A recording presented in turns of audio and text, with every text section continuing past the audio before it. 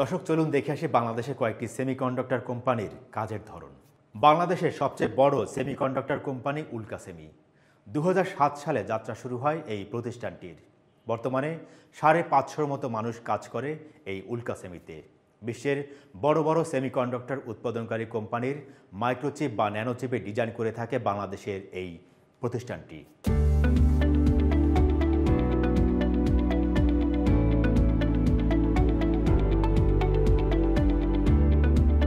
আমি তো সিলিকন ভ্যালিতে দীর্ঘদিন কাজ করেছি।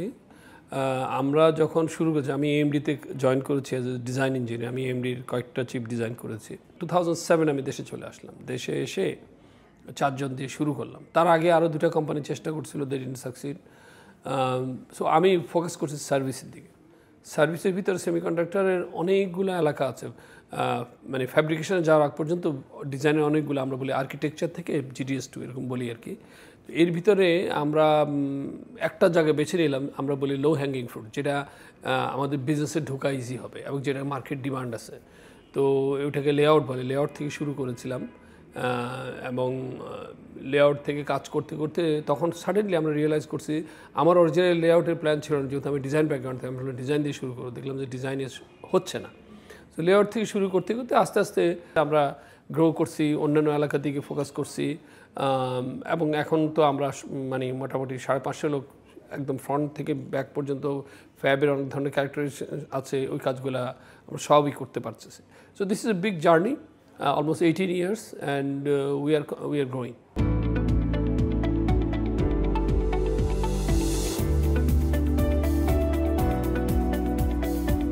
কয়েক হাজার আমরা রিসোর্স ডেভেলপের প্ল্যান করতেছি। বিগেস্ট চ্যালেঞ্জ হচ্ছে যে সিনিয়র রিসোর্স নাই। এটার কি করা যায়? আমরা আরও অন্যান্য দেশে অফিস খুলেছি, দিস ইজ ওয়ান রিজন। আমাদের তো ইন্ডিয়াতে অফিস আছে, ইন্ডিয়া থেকে হয়তো বেশ কিছু লোক আনতে হবে। তারপরে কানাডা, USA, এমনকি আমাদের USA এমপ্লয়ীদেরকে আমরা এই নিয়ে আসছি একটা প্রজেক্টে, ইউএসএতে ফ্লাই করে এখানে নিয়ে আসছি কাজ করার জন্য, বিকজ সিনিয়র লোকরা ওখানে বসে আছে। তারপরে আমরা জার্মানিতে মিউনিকে খুলতেছি অফিস। আমাদের এখানে অনেক জায়গায় কাজ করতেছে, বাট ঢাকাতে আমাদের প্রায় 450 ইঞ্জিনিয়ার কাজ করতেছে, চিপ ডেভেলপমেন্ট, আর্কিটেকচার থেকে অল দ্য ওয়ে আমরা বলি GDS2 যেটা ফ্যাবে যায়। তো চলুন আপনাকে একটু ঘুরে দেখে আসি আমাদের এখানে কিভাবে কাজ হয়। এখানে আমাদের আমরা কাজ করি একটা পার্টিকুলার কোম্পানির সাথে, এখানে প্রায় 100-র উপরে ইঞ্জিনিয়ার আছে।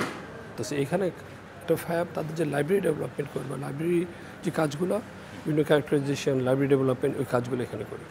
আর আমাদের টোটাল প্রায় 450 ইঞ্জিনিয়ার ঢাকায় আছে। তার ভিতরে এই বিল্ডিংয়ে আছে প্রায় ধরেন 300-র কাছাকাছি, আর আমাদের আরেকটা বিল্ডিংয়ে প্রায় 150 থেকে 200 লোক আছে। সো টোটাল 450 লোক এখানে কাজ করে। প্যাকেজিং টেস্টিংয়ে আমরা ভবিষ্যতে যাওয়ার প্ল্যান আছে। এখন আমরা অ্যাকচুয়ালি তাইওয়ানের একটা কোম্পানির সাথে জয়েন্ট ভেঞ্চারে চেষ্টা করতেছি প্যাকেজিং টেস্টিং করার জন্য। অল্প সময়ের ভিতরে কুইক ট্রেনিং কীভাবে দেওয়া যায় সেটা আমাদের দরকার, যেহেতু মার্কেট ডিমান্ড টুডে। তো সেটার জন্য আমাদের ইন্ডাস্ট্রি, গভর্নমেন্ট আমাদেরকে অনেকভাবে হেল্প করতে পারে। আমরা যখন ট্রেনিং ইনস্টিটিউট করতেছি, ওইটাতে গভর্নমেন্ট ফান্ডিং করতে পারে, কারণ আমরা আসলে we cannot be training institute, right? আমাদের তো আমরা ট্রেনিং করে যে লোকগুলো করতেছি এখন আরেক কোম্পানি সেটা নিয়ে যায়, it's a big loss for আস।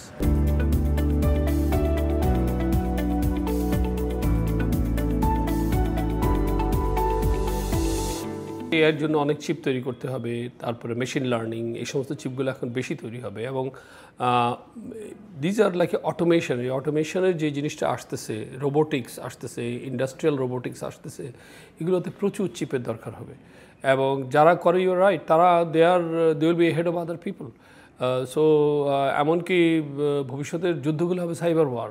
ভবিষ্যতে যুদ্ধ হবে একে অন্যকে তার ডিসেবল করে দেওয়া। সো চিপের নলেজ ইজ ভেরি ইম্পর্ট্যান্ট, বিশেষ করে দেশের নিরাপত্তার জন্য, দেশের সিকিউরিটির জন্য চিপ ইজ এ মাস্ট। চিপের নলেজটা must, chip design capability is a must. এটা ছাড়া কোনো উপায় নেই, এছাড়া আমরা পিছিয়ে পড়বো অন্য দেশের তুলনায়।